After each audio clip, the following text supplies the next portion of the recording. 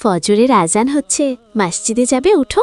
ওহো, আর একটু ঘুমায় না? হ্যাঁ, ঘুমাও তুমি আরাম করে, আর আমি যাচ্ছি পানি আনতে, তোমার মুখে ঢালবো। আরে রে, এই দেখো আমি উঠে গেছি। হ্যাঁ হ্যাঁ, আসসালামু আলাইকুম। সাহেবের ঘুম কেমন হলো শুনি? সেই রকম দারুণ ঘুম হয়েছে। স্বপ্ন দেখেছি একটা। ইস, তাই বুঝি? তা কি স্বপ্ন দেখলি শুনি?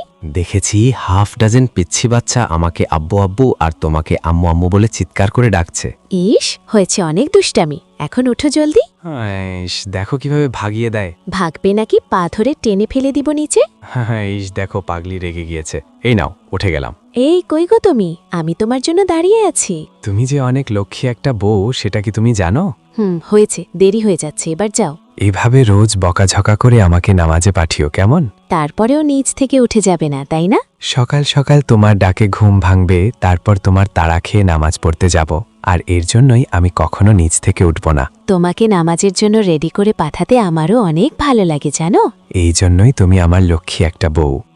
দেরি হচ্ছে কিন্তু, জলদি যাও, আমি চা রেডি করি। আল্লাহ হাফেজ। ফি আমানিল্লাহ। হে আল্লাহ, কোনোভাবেই আমি তোমার শুকর আদায় করে শেষ করতে পারবো না। কিসের বিনিময়ে আমাকে এমন জীবন সঙ্গিনী দিয়েছ, আমি তাও জানি না। হে আল্লাহ, এই মানুষটার সাথেই যেন জীবনের শেষ মুহূর্তটা কাটে, আর আখিরাতের শুরুটাও যেন হয় এই মানুষটাকে দিয়েই।